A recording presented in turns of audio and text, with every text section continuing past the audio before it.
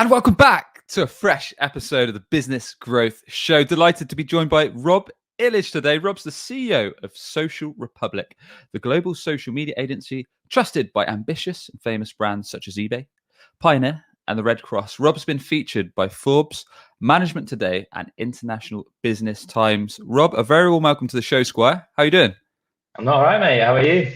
Not too bad on this end, Serge. As we were saying, we've had a rare warm day this morning, today. So it's a nice blessing on a cold, wintry February day. So we've got that bit to gleam onto until things open back up in the UK.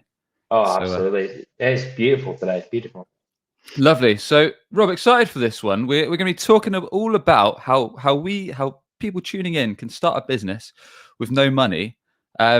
So I want to chuck you in the deep end. First and foremost, why are we going to start a business with no cash at all, Rob? What's the point in that?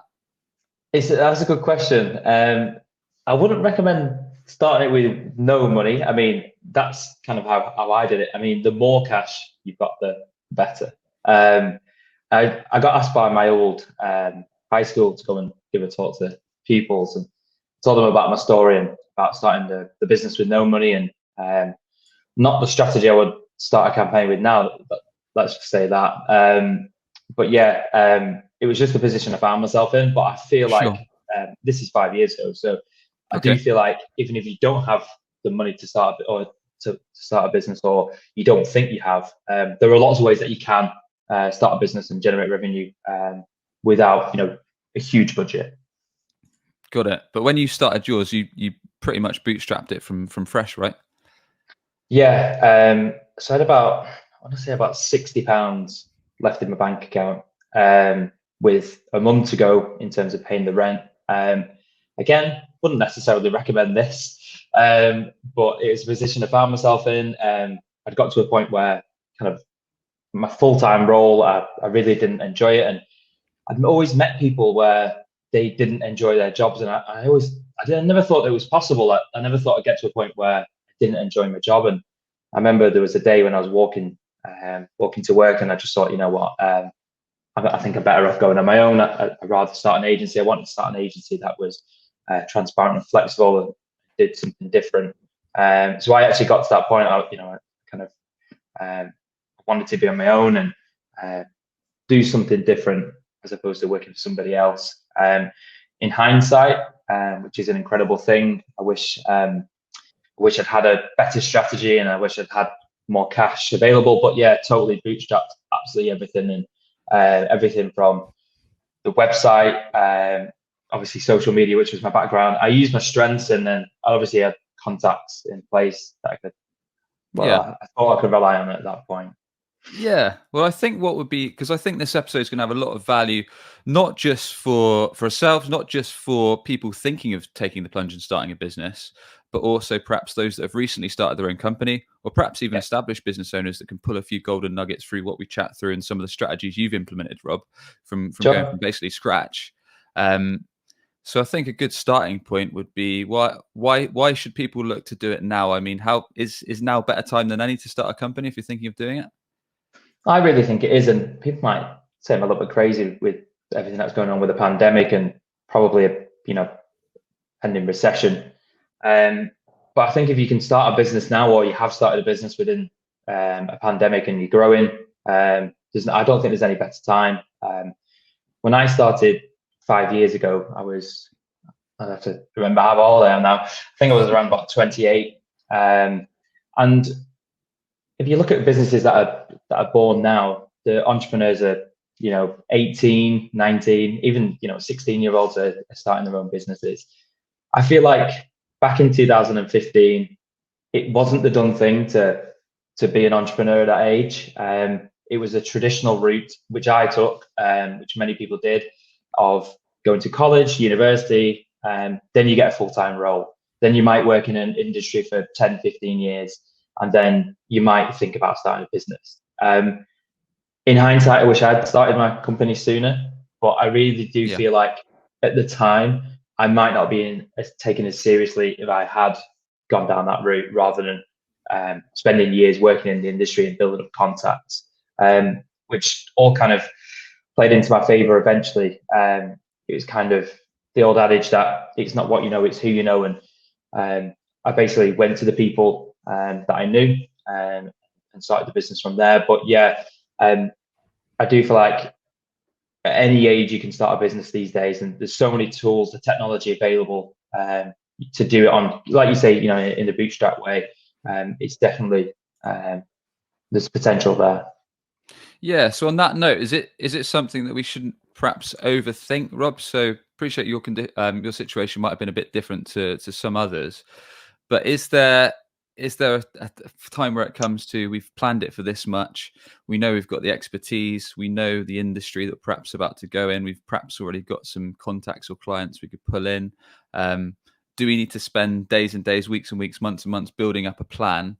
Or is it sometimes, like you said, just a case of taking the plunge, throwing yourself at the deep end and cracking on with it? So yeah, very good question. I think the longer you have to plan, and the more experience you have in the industry, then great. But if it's something you're very passionate about and you want to take the plunge, absolutely, do it now. There's no reason why you can't. I would love to say, and I'd love to do podcasts and interviews and go back to my high school and say, yeah, I had, the best strategy in place.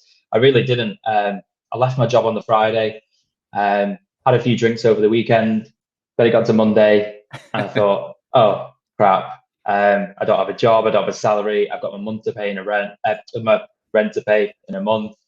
What am I going to do? And I started my strategy from there. Luckily, having experience within the industry I wanted to go into, and I don't know if you've seen Homeland, but when Oh yeah, Carrie has her wall of I guess targets in terms of people she's trying to track down. I basically built a wall like that. Looks a bit like a crazy person, but if you came into my apartment at the time, so I had kind of what I wanted to build in the middle, and then everything spanning out from there. So how I was going to achieve that. So whether that was through social media, PR, literally, getting in touch with people that I knew, and my journey kind of took the progression of, I don't know if you've seen Pursuit of Happiness with Will Smith. yeah, A bit of a modern day version of that. So basically what I did was I created a website just from scratch using a WordPress theme. WordPress theme cost me about $20 or something. Just built something basic so people who didn't know me or the agency I built had something to go to. And what I did was I just made a list of all the people I knew or I worked with in the past. And I started with the people I knew really well at the top and the people I didn't know. Sorry, the other way around. The people I didn't know very well at the top and the people that I knew really well at the bottom. And obviously it's a lot easier than Will Smith did in Pursuit of Happiness, but literally called everyone in the morning, started with the person at the top. And it's when you get towards 4 o'clock in the afternoon and you've just had no's, throughout the day, or it's not the right time, blah, blah, blah, that you kind of just have to throw your ego and pride out of the window and just, suck it up and just ring the people who you don't really want to ask for help, if you can see what I mean. The people you know really well, so old bosses, family, friends. And investors always say, the first place you should go for is the 3 F's, which is friends, family, and fools, to invest in your business. Luckily, mine was people I'd previously worked with and knew how good I was within social media. So I got my break from that within my first day, picked up my first 2 clients, but it was hard to do. It was hard to pick up the phone and speak to those people and say, look, I need some help here.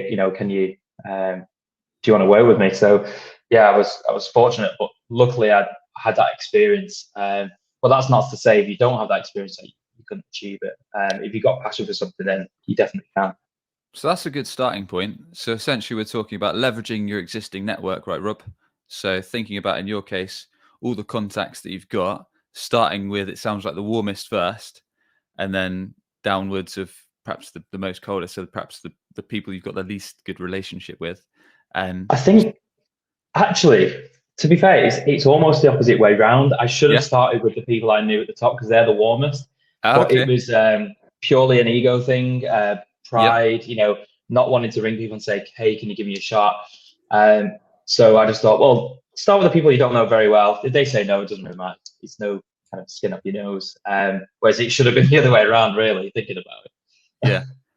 So you went through that list, you persevered, got some clients. It sounded like from those calls. I guess it was Yes. just a case of plowing through that, really, just persevering, like you say, because not everyone wants to be cold calling, or even if it is people you know a little bit, it's probably not that far off, depending on how much you've spoken to them, and just cracking Yeah. on and getting your head down and getting the work done, really, which is sometimes what business is about. Once you've got the task there, you've just got to do it. So was there a next stage, Rob, for yourself? So you set up a site, started calling contacts that you had, and then Yeah. what's the kind of next play that you did, or that you'd advise for people to look into? I found that the best referrals you can get, or the best pieces of work you can get in a service-based business is referrals. People who know you, people who worked with you before, and you start to find that as you start to gain clients, it's almost like a snowball effect. More and more people will recommend you, and people you might maybe even forgotten about or forgot you worked with will get in Yeah, touch, and you just kind of get a bit of luck. The only thing with that is it's not scalable. You can't rely on referrals forever. So you have to look at other methods of bringing in work. And that's what I started to do. got it. Okay. And just, I mean, in terms of the strategy when you're reaching out to contacts, because I do like to know kind of how people actually generate leads, generate sales. Was it just a case of you called them up and just said, "Hi mate, I've started a new company. Can you buy something from me?" Or was there a bit more to it than that? No, it's pretty much that.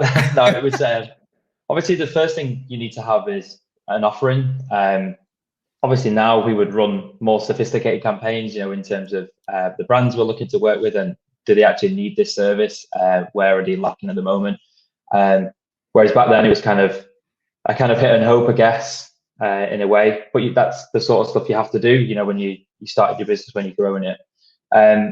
Yeah, making sure it was relevant. So the people you're calling up, do they need social media services? Is their brand lacking that service, or is there a value that I can add to their company?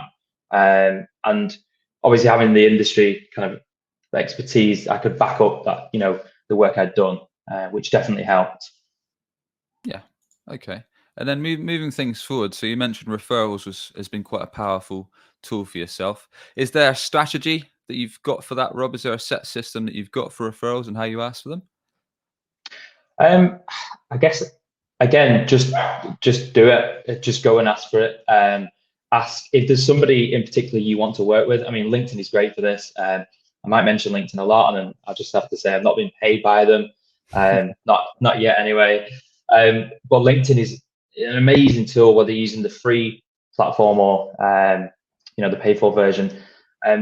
If there's somebody in particular you really want to work with, and you're always better off starting at the top. Really start with the people that you want to work with the most, and do that first, because they are the hardest ones to reach.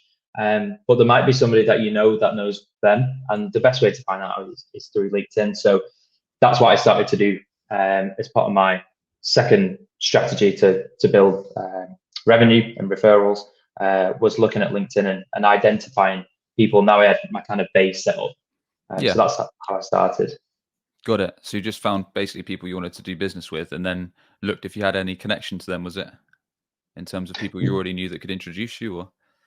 Yeah, so you can obviously, using LinkedIn, you can ask for recommendations, but it's not as organic and as natural as you might on the receiving end. So you usually ask that person to maybe send them a text message or give them a call or something else, something that's a bit more natural to them. What do they expect? If you just get something through LinkedIn, they might not respond. So we looked at, I say me at the beginning. I looked at industries that I was working in at the time. Yeah. So that didn't compete with my existing clients, and industries I'd already worked in. So I used to work in the legal, tech, and fintech industries. So that was kind my expertise, if you will. So I went Okay. out to those initially, play to your strengths, and then you can build from there. Yeah. No, that makes perfect sense. So looking out for the industries you can actually help, targeting those accounts, looking for the Yeah, referrals. absolutely. Yeah, makes perfect sense, man. Okay, so we've built a list that we've worked through our contacts. We've started leveraging some referrals. What's kind of the next step that you took, Rob, or that you'd recommend? I'd say the next step was really deciding what I wanted from the business. You can make a lot of money being a freelancer. You can make a lot of money, having a company with just yourself. Um, what I really wanted to do was scale, and the kind of grand plan. What we're doing now is to build an agency that offered experts on demand, and that was different to every other agency out there. So I could have stayed on, as a consultant, just being the only person within my business. And I think um, it's up to the individual. There's lots of people I meet who are very happy being freelancers because it offers them flexibility within their life, whether they've got children or they just want to be on their own. That's absolutely fine. Sure.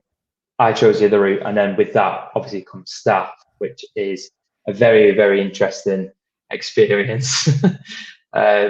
So yeah, I mean, 5 years on, I like to say we've finally nailed it, and it took 5 years in terms of company culture, ethics, what we believe in, and finding the right people to fit within that business.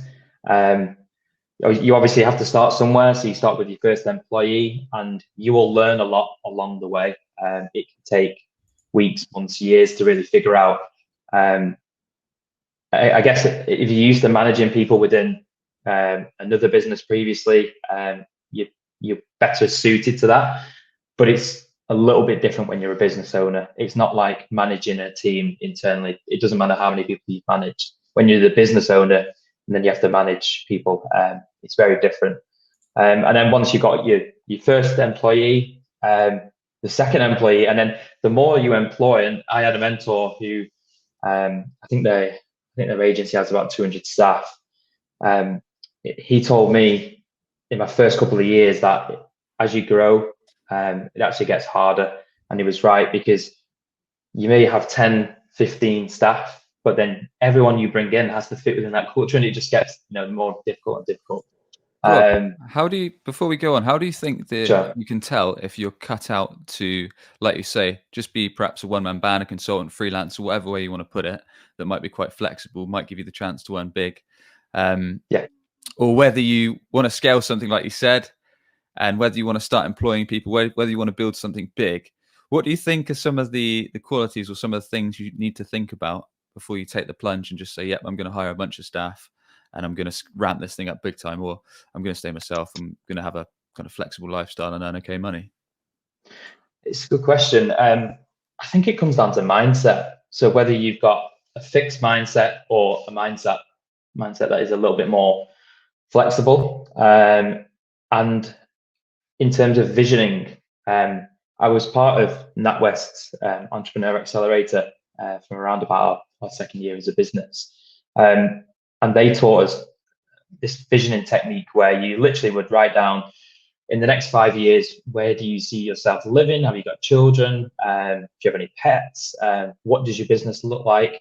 Have you got staff? And what do those employees think of you? And then if you say, for example, have sold that business, what do you want your kind of legacy to be? So I think visioning is very important. First of all, some people might not be cut out for managing other people, or just don't want to. And I think you'd know very quickly. For those who are thinking about doing it, I'd definitely say look at all the support you can get from the government or grants or anything else, apprenticeships or internships, and go for it. Definitely try it if you have that vision to build and scale a business. Exactly where someone makes that decision is, I guess, down to the person, but I think that visioning technique definitely helps.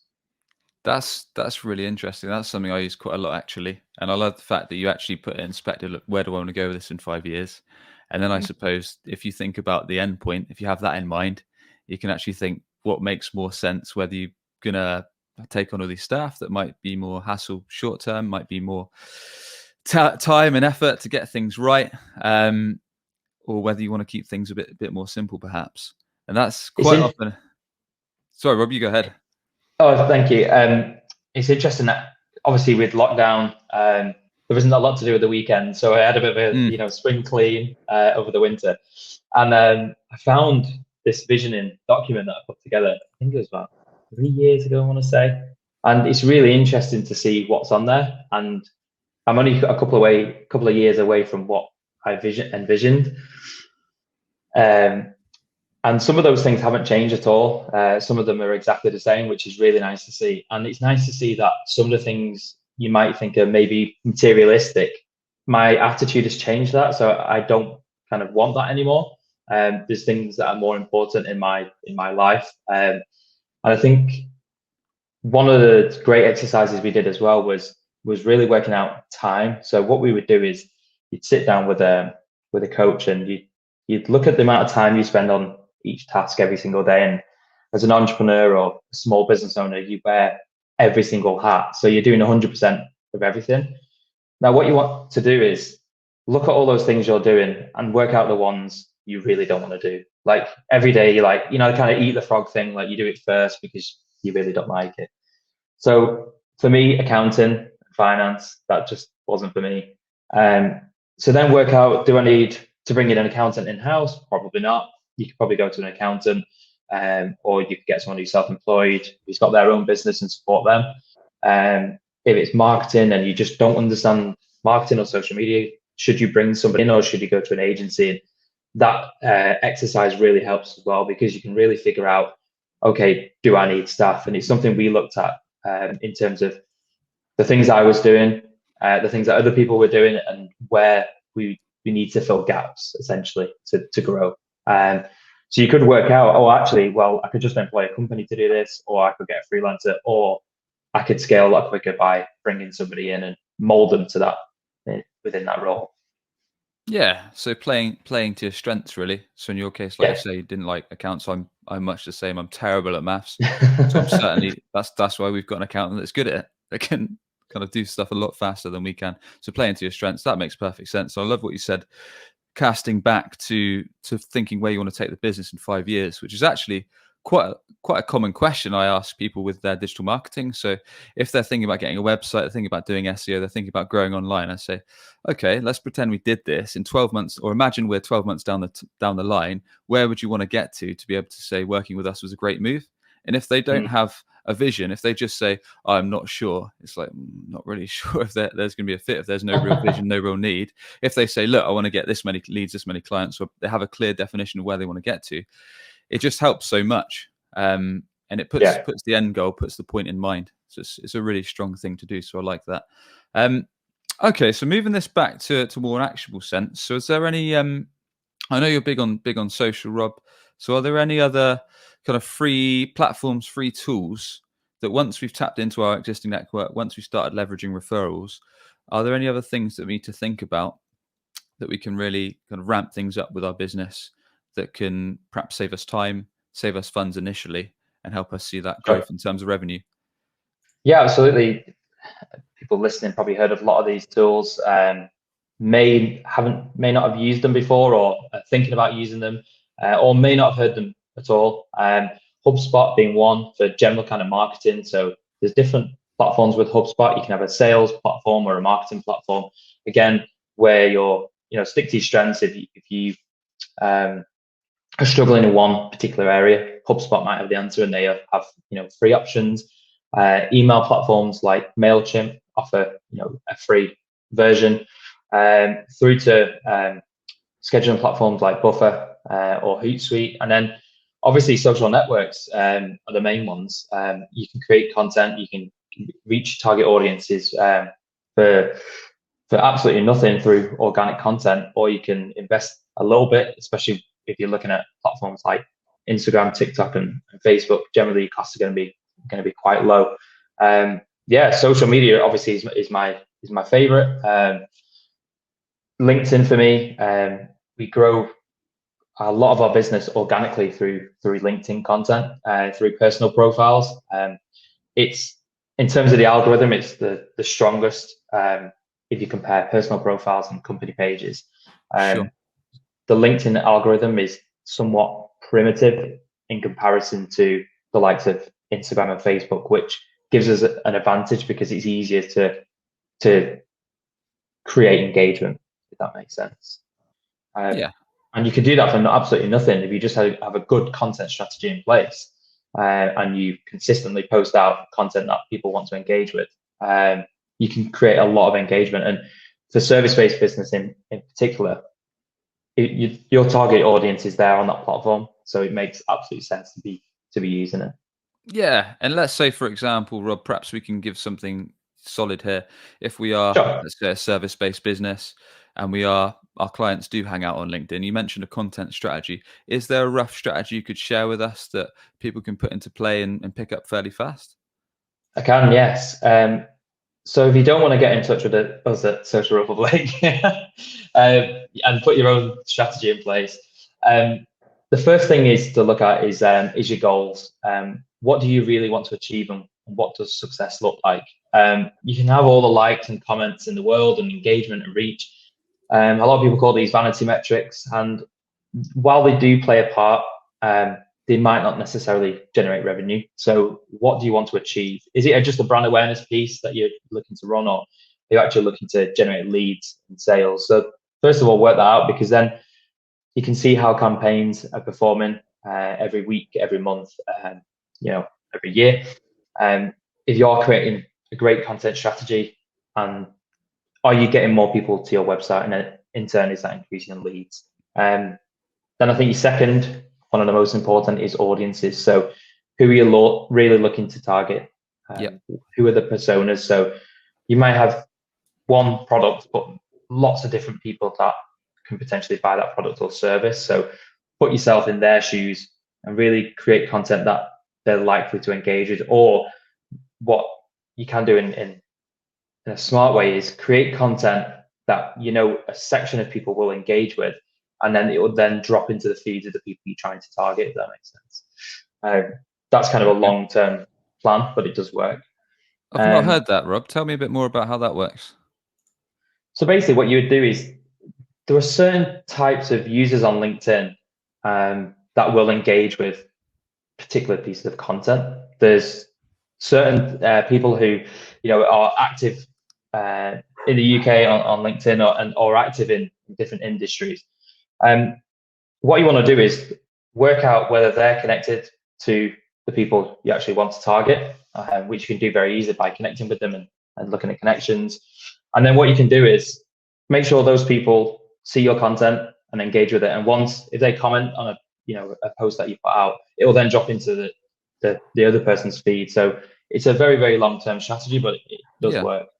Okay, so basically tapping off other people's networks, so contacts of other people that might engage on your content. Absolutely. It's like if you follow a particular account on Instagram based on the people that are following them, if you then get them to engage with your content, their followers are going to see it, which in turn promotes you or your business or your brand. Gotcha. Okay. And then once you've identified audiences, look at platforms. So everybody, every business does it. A new business starts and they think, social media, right? I've got to be on every single platform. But only be on the platforms where your audiences are actively engaging. There's no point being on Twitter if your audience isn't there. And if you're selling a service to 40-year-old males plus, the likelihood of them being on TikTok is a lot smaller than, say, 18 to 25-year-olds. So really do your research in terms of what platforms your audiences are using, and play to your strengths again. Use those platforms and use them well, and commit more of your time into the ones that are actually going to get you the results.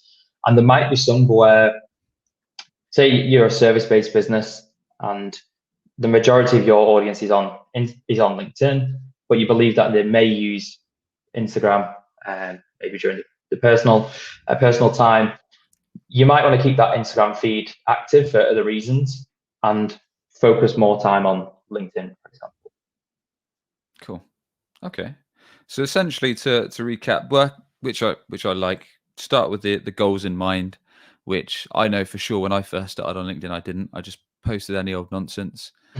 It wasn't until I really refined, is this content actually going to be useful, helpful, or entertaining for my ideal customer?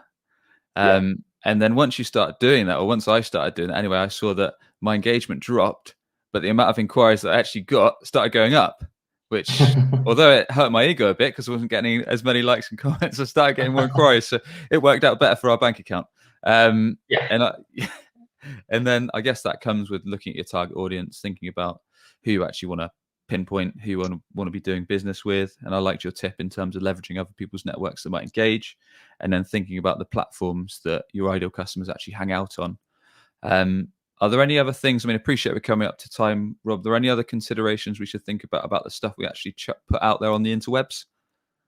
Yeah, I think the fourth one, there's kind of 4 and 5. So the fourth one would be content, and the fifth one would be measurement. So, if you're putting content out, is it actually working? That kind of links into your goals.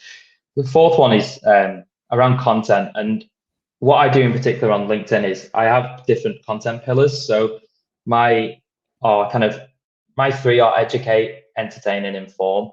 So the educate might be around a new feature on Instagram, for example, or if TikTok's just created a new feature, I'll share that. And it just shows that I'm active within the industry. I've got my finger on the pulse. I know what I'm talking about. And it also helps people as well. So there's social media managers out there that may not have seen this new feature. They might see it, through my LinkedIn post. I think, I'll give that a try now, next campaign. So that's one. The second one, entertain. You might see a lot of memes. That kind of is my personality. It's quite difficult to show your personality if you're not sharing videos or pictures of yourself. So my personality shines through memes. If anyone's seen them, I apologize. But that just shows that I'm a normal person and I'm not just this CEO behind the company. And then inform is anything around kind of what we're doing in terms of the business, any kind of press releases, any new clients we're working with, or anything else kind of business related. And it does help to have those brand pillars. So separate what you want to share and equally what people want to engage with. Yeah, and it links us all back nicely to taking it back to those goals. I guess it gives people a nice variety of content as well, so you're not always putting out the same stuff. And Yeah, just like many of our guests have said, it gives people insight into the human behind the computer, behind the smartphone screen, who's actually there. Gives them a bit of a flavor for you as a person, rather than just the perhaps the text, the pictures that you're putting up there. Gives them a flavor of what it's like to work with you. So yeah, love that, man. Rob, really appreciate you coming on, dude. Thanks very much for sharing. thank you. No worries. Thanks for sharing how we can start a business with no or next to no cash. But for anyone that wants to learn more about Rob Illidge, what is the best way to connect with you, to do business with you? Tell us a bit more about your company. Definitely. Connect with me on LinkedIn. That's where you find me most of the time, sharing memes. Definitely get in touch on LinkedIn, or you can contact me or the team at Social Republic, which is social-republic.co.uk. Awesome. Thanks once again, Rob. Appreciate it. Thank you. Cheers, dude. And we'll put all those links in the show episode notes over at businessgrowth.marketing. And if you enjoyed the show, be sure to hit subscribe for Business Growth Show. We interview business leaders each and every week to provide actionable tips across marketing, across sales, all with the goal to grow your business. And with that, we'll catch you on the next episode.